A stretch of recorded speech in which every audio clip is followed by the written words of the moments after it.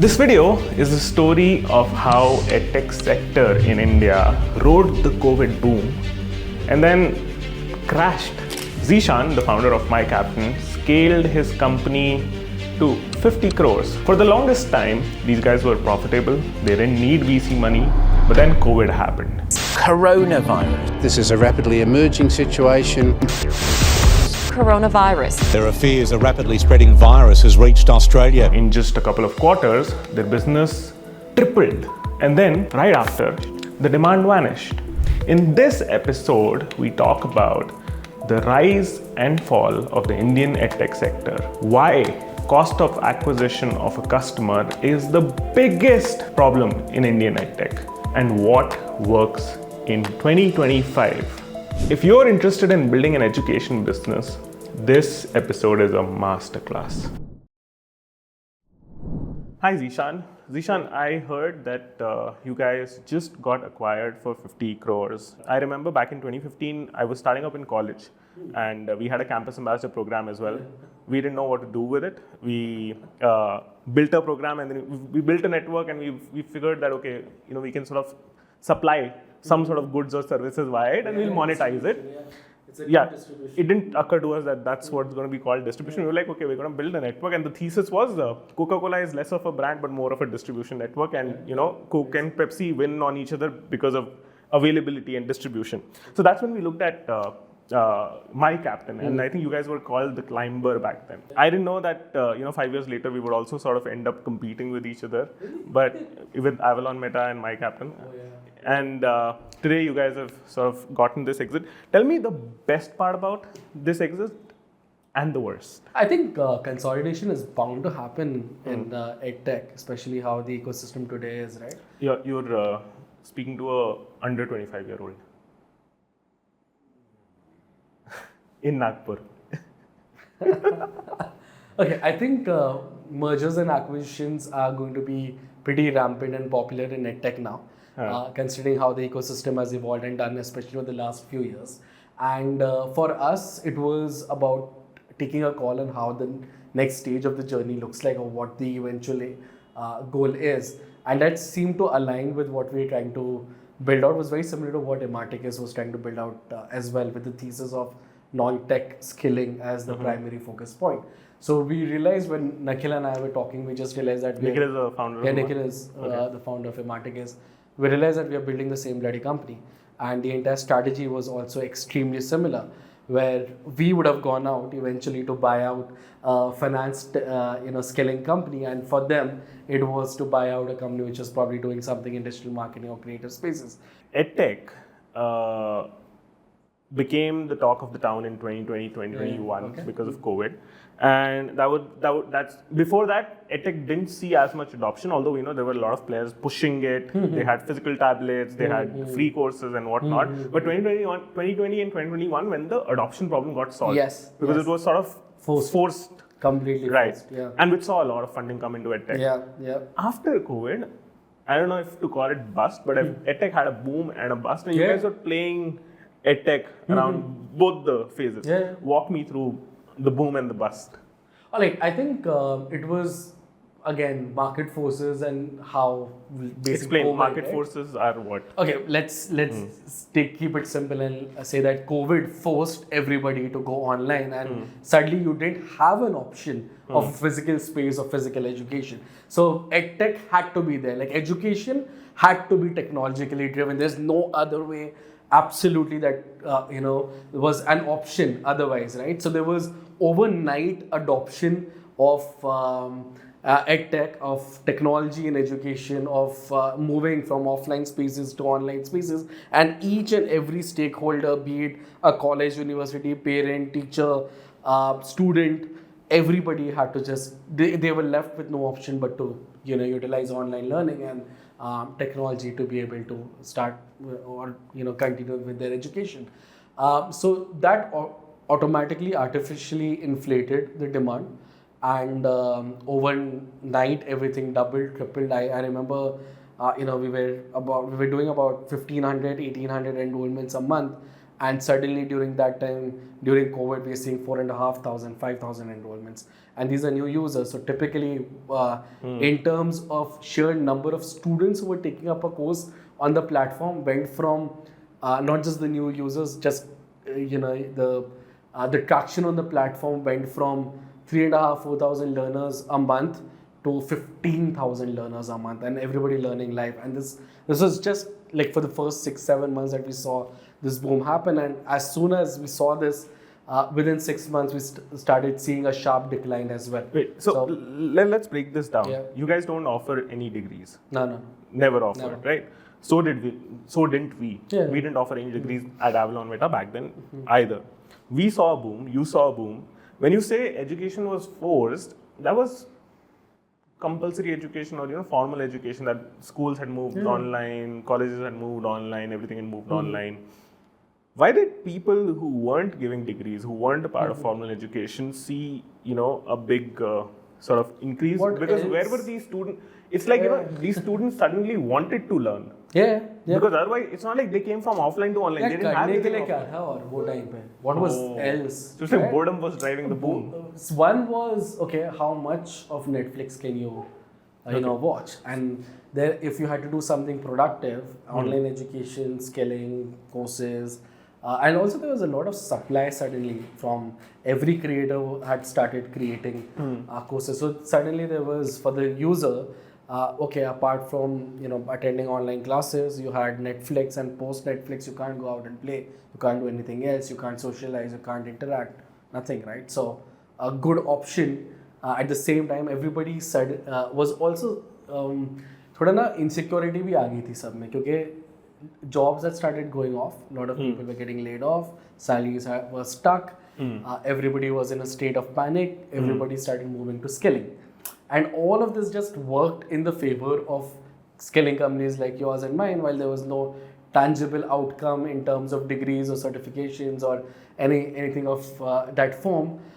Just a FOMO, just the fact that there was so much of panic in the job space, and this is for the professionals, early professionals, and that was driving the demand through from that particular segment. But if you look at the college segment, is what I talked about, was so much of free time and nothing to do, might as well use it for something more productive.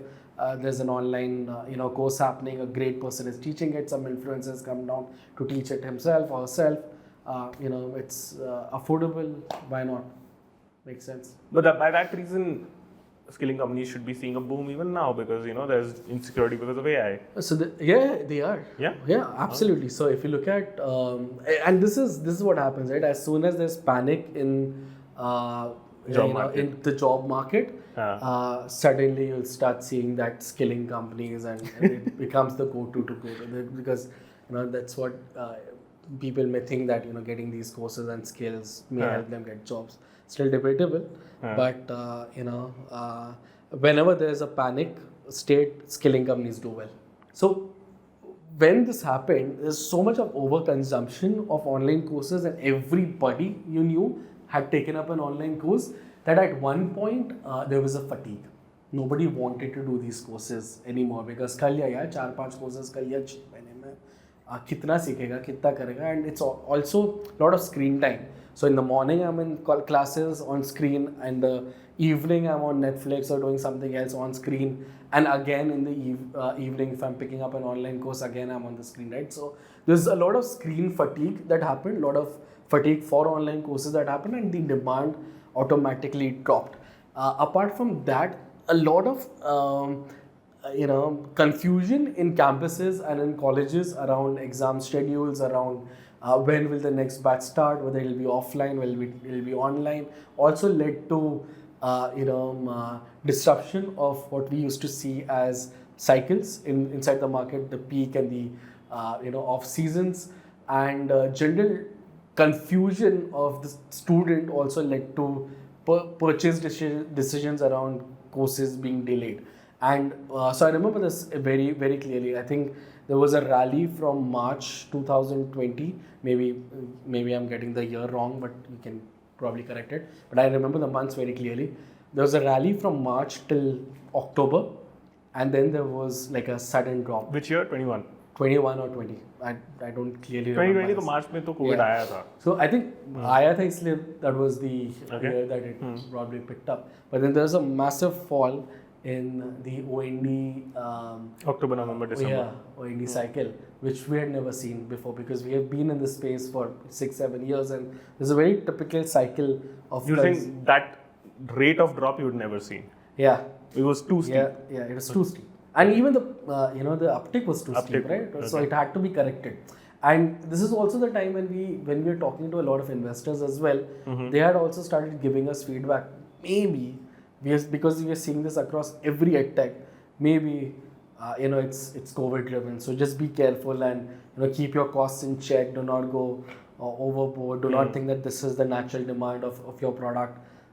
Be ready for a correction someday or the other. But right after 21, so many of them got funded. Yeah, they got funded, but 21 was the great funding boom. 2020 may have because been. I think there's a lot of reasons to this, right? You're still in between COVID, and it still has first phase, second phase, and a lot of those things that were coming in, and a lot of industries were being questioned, and a lot of there was supply chain disruption, and a lot of industries were terribly hit, whereas health and education industry, especially the technology part they of prospered. It, they prospered, right? Everyone else's supply chain. And it was also because this was the time when China had started shutting doors for venture capital, and a lot of the money that was flowing into China was starting to move into India. Okay. And so you had this excess capital and like extreme amount, almost double the amount of capital. And nowhere to go. Nowhere to go. Two sectors or two or three sectors that could, maybe e-commerce, D2C,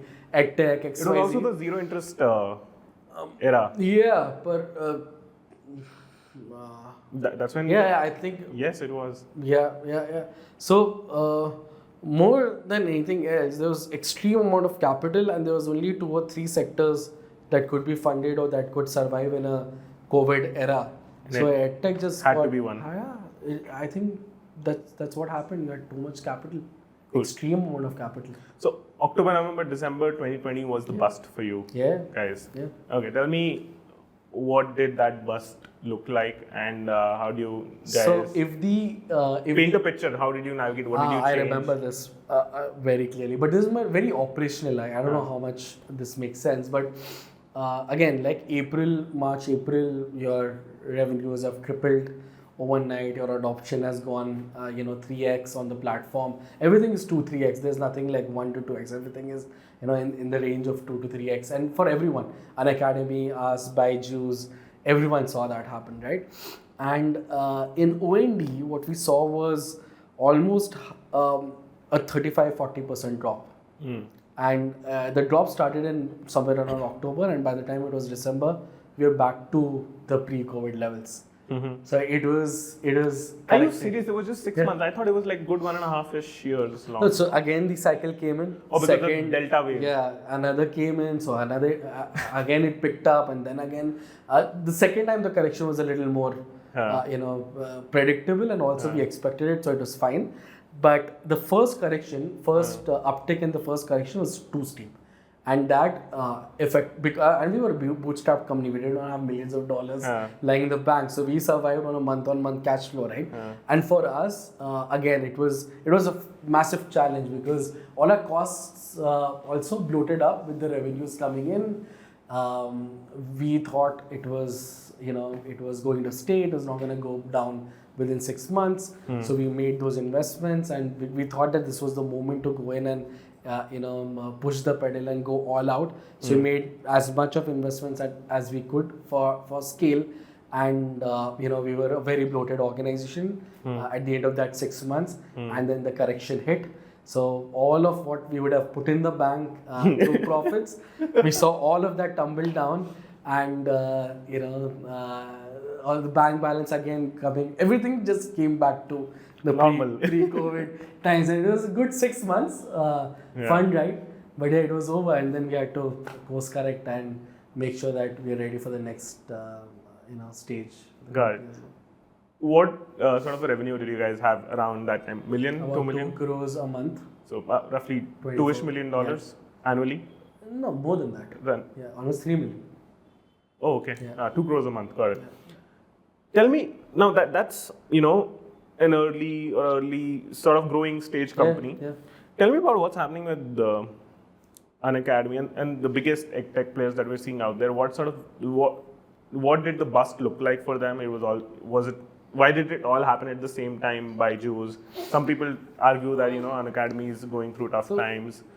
Was it all COVID driven or something A lot of changed it, around that time all at once? All of the money was raised with a thesis during COVID online, and then correction happened. Consumer behavior changed. The trust on EdTech's overall declined, resulting in consumer base itself. And this I've seen it because we are in the skilling space. We are in the space. We saw that overall the consumer wanted to go back offline, right? They wanted physical classroom experiences.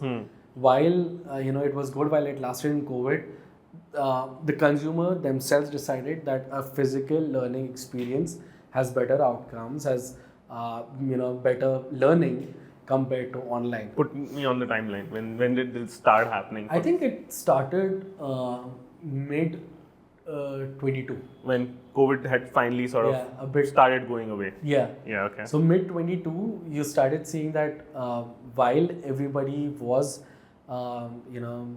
had adopted online, and that was the only way in those 2 years, nobody liked it. At the end of the outcomes were crap. The engagement was bad. Attendance rates just plummeted. Everybody was just probably doing something else while on their phone. Being on the phone. So it was a reality check to all EdTechs, and everybody realized, oh, you know what? Relook at the strategy. We have to go offline, and everybody started making that shift. And it was not an easy shift for everyone because it's a complete DNA change. When you go offline, and you have infrastructure, you have capital-heavy business models. It's suddenly not as sexy as e-commerce, and it's not as I remember one of these larger companies and the founders, when we were having conversations with them, again strategic here and there.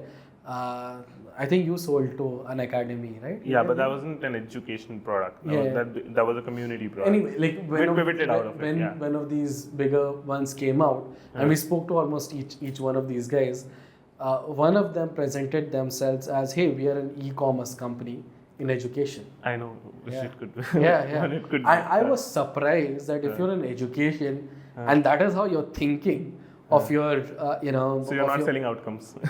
Forget outcomes. Like I have selling a question products. on whether you should be in this space. If you're in education, healthcare, environment, climate, there's social responsibility that comes with it, right? And you build out and you solve problems, imagining a better world. You don't look at it from a thesis of, hey, I'm an e-commerce company in the education space.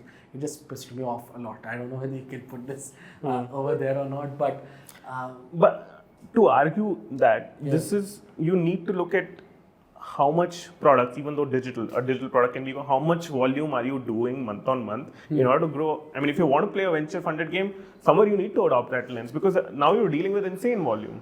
I'm sure some colleges also look at it, okay, we have an intake of 100 students or 1,000 students this year. Next, can we up it to 2,000? Can we up it to 4,000? that's okay.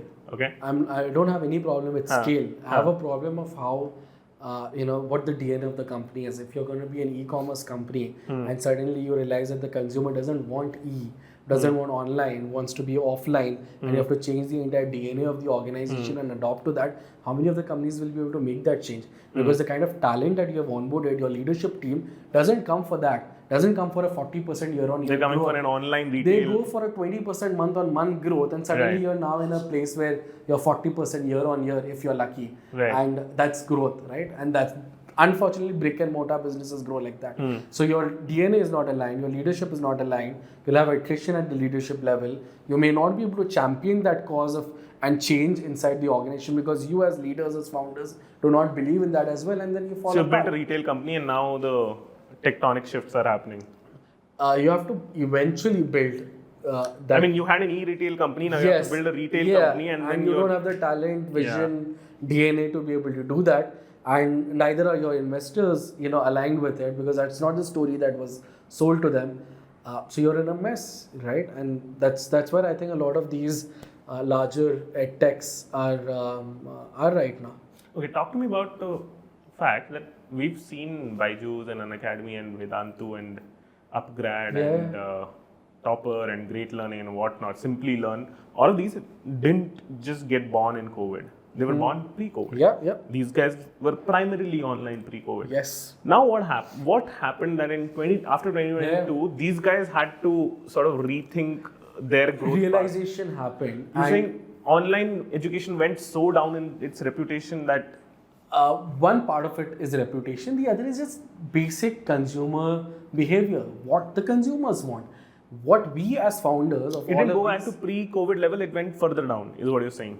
I'll complete the story, right? So before COVID, all of us as founders truly believed that online education is the way to solve for educational problems in the country, like technology, right? So either technology can solve for access to great Reach. Fine,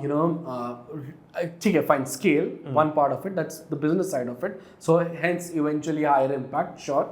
The primary problem that you were able to solve was access to great educators across the world that could come in and teach you. So that was the problem that education truly solved for.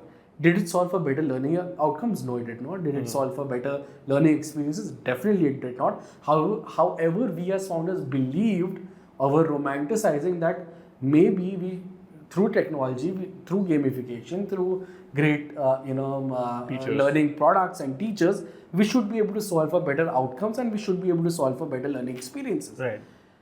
All of us dreamt about it, all of us believed in it. And when COVID happened, we saw that this is the moment, like this is where we should be able to demonstrate and we should be able to truly solve for education. This is our demonetization. Our moment. Yeah. And we did our best, right? We invested heavily on technology, we invested heavily on brand, on acquisition, on quality, on outcomes. Everything that was possible to do, we did that.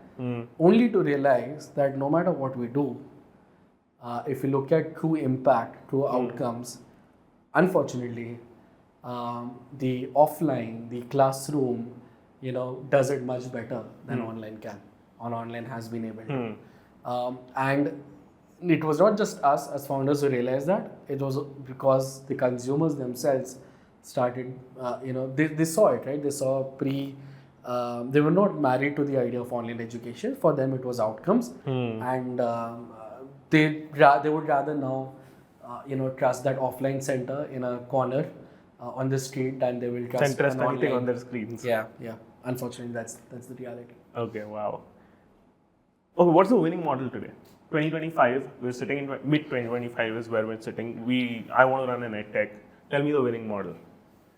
And is the winning model needing capital or can it be bootstrapped? I think, most of the educational companies which have come out of India at scale have been companies who have been existing for the last 50, 60 years. I have a very different thought, right, around this because I come from a more business family, so my opinion is businesses need to be sustainable. And when I've seen education businesses in India that have been existing for the past 40, 50, 60 years, all of them have been very strong when it comes to their bottom lines, their top line growths, their unit economics, and how do they even acquire the customers. Very frugal BTL ways of brochures and posters and newspaper ads and stalls and all of that which help them acquire customers at a much more economical way, right, compared to burning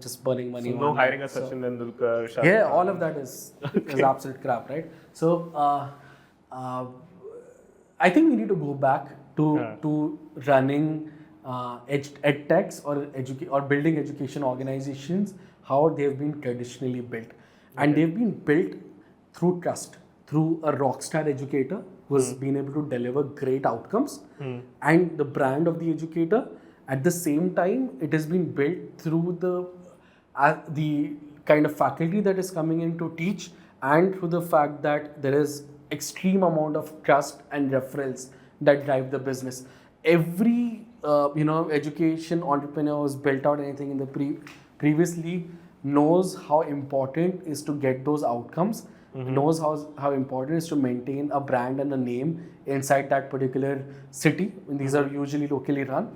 and how I won't say 90%, but 50, 60, 70% of the business comes from pure bloody referrals, right? And the referrals because of 60% to 90%. yeah, especially in these tuition centers where you have these rock star, educators. Amit sir hai, Rohit sir hai. Those, all of those guys, right? So that has been the key, and that is how education, that is how consumers look at education. They don't look at it as a business. They don't look at it as a product or commodity that they're purchasing. They they have aspirations of a certain life, and they believe that going to this professor, this teacher, this sir, this institute, they are going to transform my life. It's like a Right? guru. Yeah, as a guru and all of that. So you need to look at education organization, institutions. They need to need to look at how things have been done over the past half a century in the country. Learn from them instead of learning from a D2C brand or a e-commerce brand. How did they build out their distribution and so on and so forth. Another thing, so this is on the traditional side of things. But if you want to go back to certain metrics that you need to really look at right from day one, see, if you're in EdTech, you're in education, you're in skilling, some outcome associated with it, you will never have repeat purchase.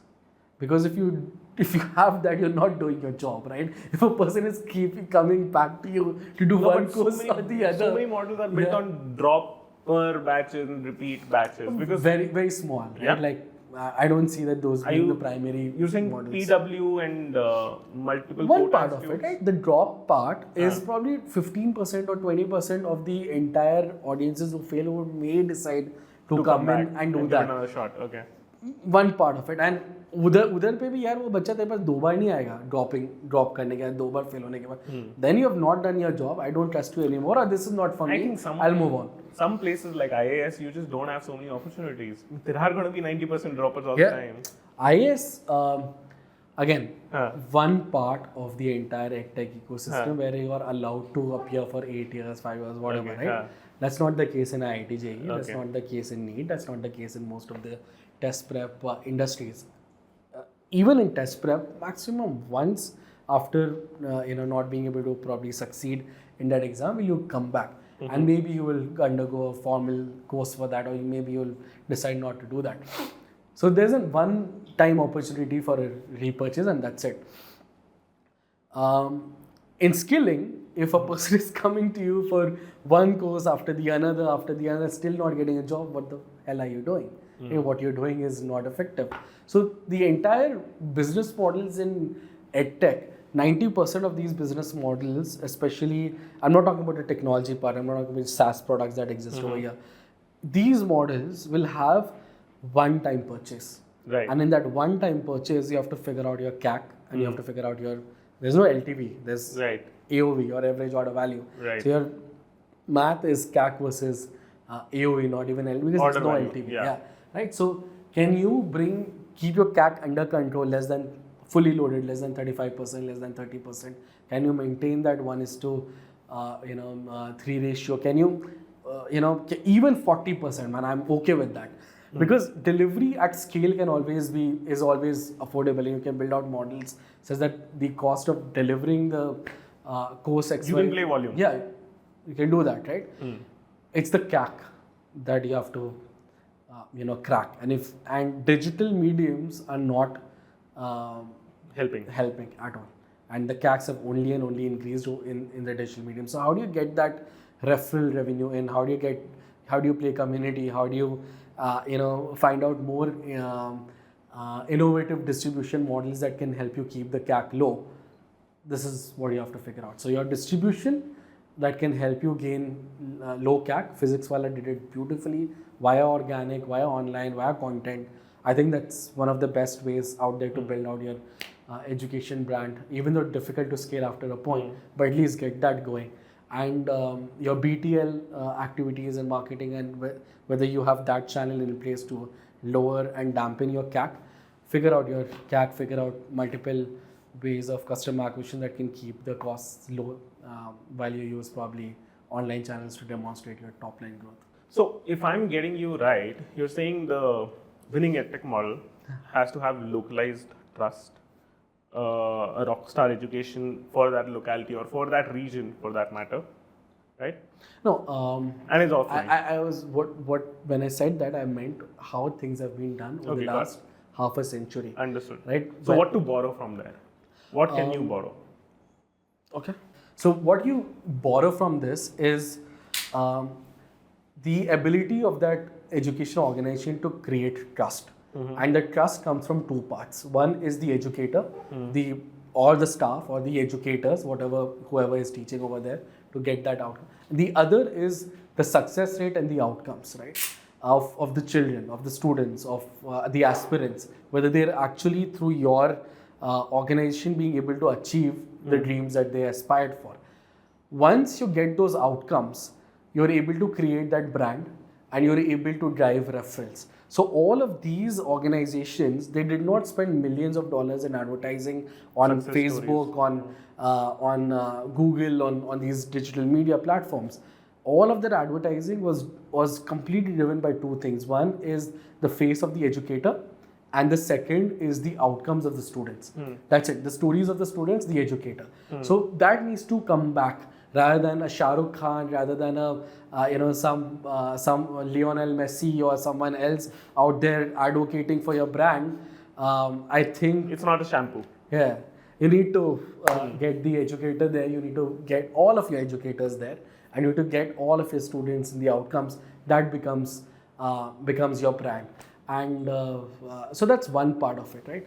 Primarily, more than a winning formula, what we first talked about, in this conversation was keeping your CAC in check and your basically your fundamental business unit economics and your CM1, CM2, whatever financial metrics in check. So and be very focused on that, especially in EdTech. The second thing that you need to focus on is outcomes. Okay, the fact that you're able to, in fact, before even outcomes, I'll say, do you really have a product market fit? This is something that all of us confuse in EdTech. In EdTech, if we feel that people have a lot of enrollments coming in and people coming in and paying you money for that course, No. you have product market fit. You don't. Till the time. That's how apps work. Consumer apps work. This is not how. In EdTech, your product market fit is the outcome, boss. Yeah. How many people, your funnel, right? If 100 people came in to take your course, 50, 60 of them completed it. Out of that, how many of them got the desired outcomes? What has been the engagement looking like? Here is where the product market fit lies. Just monetization is not PMF. Yes, it is not PMF. And that was a hard learning that I had when, not in my earlier model, my earlier beginner courses has been like my captain course have been absolute kick-ass with 70 NPS and XYZ. But when we moved into employment and employability, and we thought that basis of a pedigree here, we'll be able to deliver there, and online is a way to go, it was a hard reality check. While we had all the metrics in place for a business to be cheering for us, I'll say probably a Series B level investment, right? We were doing $3 million in annual revenue run rate within 12 months. We were CM to 30%. Like, these are numbers that are unheard of in EdTech in such a short period of time. And still, if I go and purely look at how many of these kids got a job, how many of them completed the course, what's the engagement looking like, what the completion rate is looking like in online skilling programs, while they're still better than the industry standard, but the industry standard was so crap that was not the benchmark that anybody could claim that they have PMF on. So slowly and steadily, because of the customer obsession that we had at MyCaptain, we realized that while there was traction in revenue, numbers, business model, everything, there's no PMF when it comes to outcomes. And that is when we started realizing, hey, we need to go offline. And we started doing those experiments of, let's see how a tier 2 city behaves, let's see how a tier 1 city behaves. Let's put in offline centers, change the curriculum, change the delivery, change whatever you can, stick to the same courses, but let's look at a different delivery model and see how, whether we can get better outcomes and better engagement, better completion rate in offline. And they were by far, so much better. So offline works. Offline bloody works. And even with Imarticus, when we joined hands, we saw that, right? This was a company that was forced to go online. That was forced to go online. Okay, so these guys were a more coaching center chain. Yeah, more offline centers across India. Of course, driven by technology, by having great LMSs and Tech-enabled. This is tech-enabled, but tech was 20% of it, 25% of it. The rest of it was, the sheer execution, the kind of educators that came in, the pedagogy, the outcomes that they were able to deliver, so on and so forth, the classroom experiences. And that is when, it just made sense because we wanted to go that route. We wanted to go offline centers across. They had it built out, so we decided to, join hands with them. But that conviction grew more once we met them. We saw their CAC numbers, we saw their unit economics, we saw the profitability, we saw the scale at which they were able to deliver it. Offline. And all of that was happening because they were offline. Interesting. Okay. Very nice. So second is outcomes, right? And the outcomes comes from understanding product market fit, and then eventually, how do you keep iterating on that and get better and get those moonshot outcomes out there? Now, I need you to rank in 2025, where is the most profit for EdTech line? I'll give you some options. You can also add to your options. Content delivery models, admission counseling, could be for Indian colleges, could be for abroad colleges, executive skilling or corporate skilling, and test prep, online, offline models. Okay. I think test prep always works because there's a general demand from the user. The volume is huge, and it can be two parts. You have supplementary and you have primary. So if not primary, you can always have a plain supplementary. Right. The only issue with test prep is the success rates are supremely low. So while you will have initial adoption, whether you will be able to drive referral revenue out over time and create that flywheel, that remains the... Can you have that rankers? Yeah, challenge that becomes a massive challenge, right? So that's about test prep. If you look at executive education, again, massive demand, people willing to pay a lot of money for it, especially if you have the best of the best brands. You have the ISBs, IITs, IIMs, XYZ coming in. Executive education, who's paying? Businesses are paying or individuals are paying? Okay. People, right? No, I'm not talking about B schools. I'm talking about executive corporate skilling. I'll come to that then later. So, but okay, this is also a play, right? This is where you're talking about the certification part of IIT coming. Management. IIT, IIM, data science, some product management, XYZ, but degrees and certifications from the top institutes in the world. Eruditus has made a 5,000 crore business out of it. Upgrad is about 2,000 crores. A lot of it driven by this. So there are enough companies out there to show that there is massive revenue scale potential in that. The problem without offline. Without offline. These guys do it online. Online. The only problem over there is the share that these universities take. The higher the brands, the share is 55-60%. So what you have left with, and you have to figure out the CAC in that. So you have about 40% left to play with, 45% left to play with. You have to run your extra delivery, you have to do your fully loaded CAC, all of it in that amount, right? That becomes a challenge of that industry. So while you may have quick revenue scale with that, unit economics are bad throughout every single company. So it's a big problem to at scale, whether it'll be a sustainable business model to even look at. And eventually, I think the partners will realize this and will be able to get down their share. So that's part of exec education as how we look at it, or certifications. Got it. The third one was counseling, like getting students for ISB or study abroad. Study abroad, basis of how the political situations globally right now is, and a fair amount of right-wing positioning, crackdown on immigrants. I think it's with the whole situation of Harvard, how it has played out recently. That is US. Yeah. So I think there is a little bit of question mark, where will it go? It's not like it will, it won't die. Or maybe because of all of these foreign universities now coming to India as well, and there are alternatives like the Ashokas and Flames and all of these guys that have come in, which charge almost similar, right? 40 lakhs. Premium. Yeah. And so there is, you have the Messas, you have the Masters Unions and Scalers. And you think that crowd could look at this? Yeah, it will. I'm pretty sure You're saying somebody considering a US university is now probably likely to pay a master's union. Yes. Insane. Yeah, 100%. Like, because again, here, suddenly the question comes in is 2 crores if I spend outside, especially for bachelors with stay and tuition fees, XYZ, versus maybe a 45, 50 lakh, 60 lakh alternative here with world class pedagogy and insane people If coming you can in. guarantee me that, I'm okay. Yeah. Right. If you can give me that experience of, and the network and the educators that you're promising, it is a fair amount of, you may see migration of a certain segment Very of people to go there instead of going outside, because for them then it becomes, okay, we may do the masters outside, let us do the UG here. So that becomes a conversation to have. So I think as we speak today, and when this podcast getting recorded today, there's a lot of ambiguity in this space. So can't comment on how this will go and whether it's a good space to be at the moment or not. And all founders of all large organizations, Leverage, XYZs of the world are still unclear.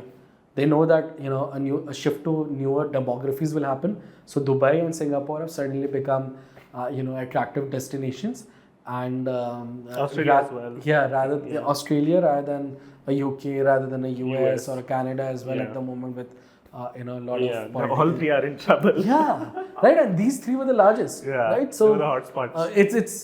It's that change that this industry is going.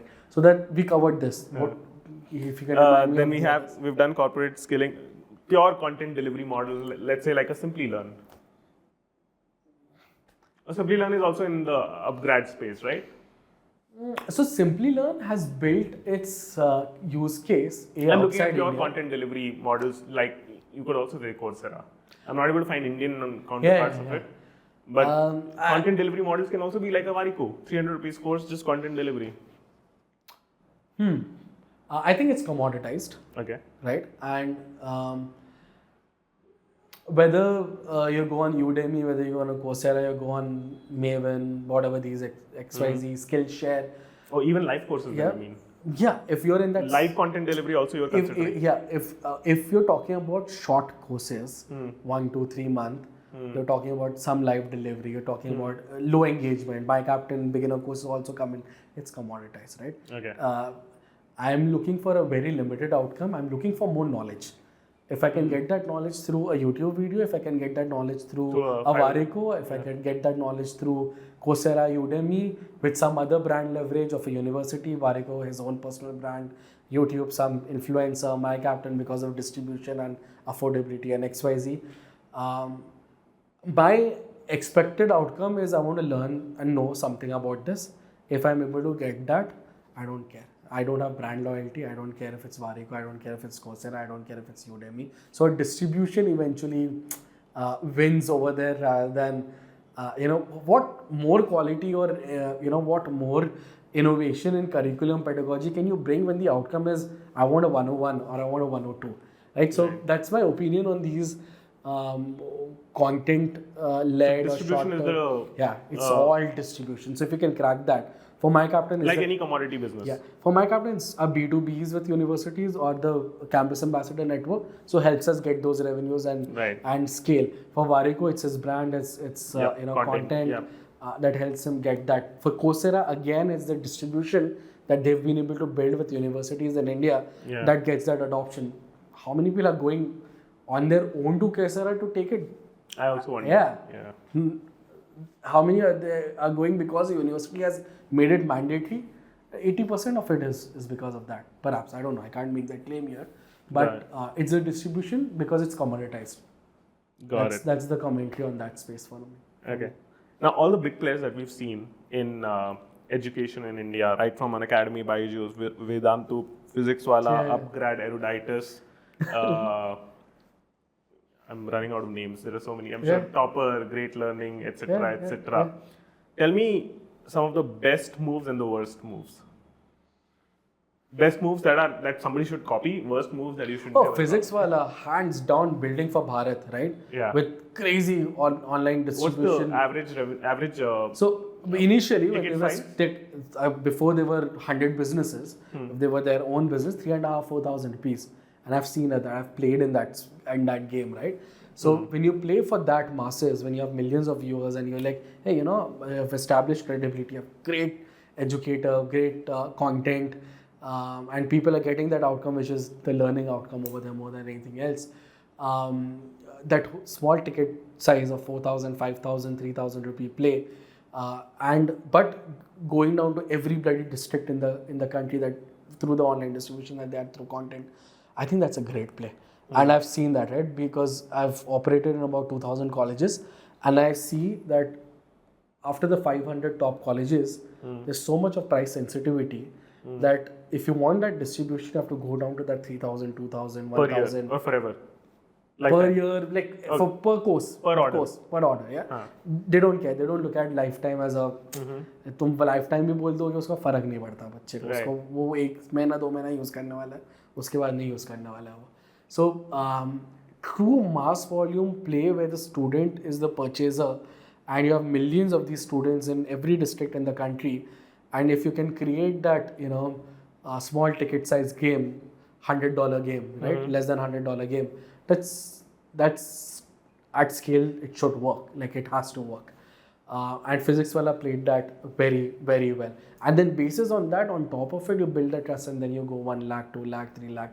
More, you know, you have a university that you have created now, and you can do all of that based on that trust. So that I think that game that Physics Wala did was absolutely brilliant.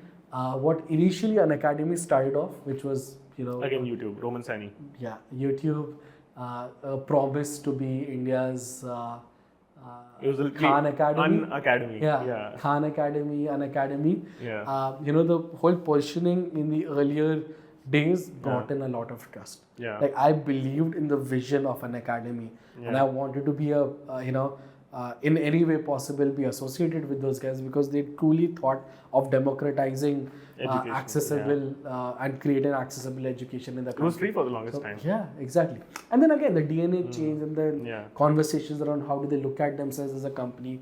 I think it lost its way in all of those you know, funding rounds and different theses every single time that came in, and this whole COVID fiasco that happened. So that early vision that an academy started with is something that people should you know, buy from and stick to it, rather than, you know, how unfortunately they had to deviate from.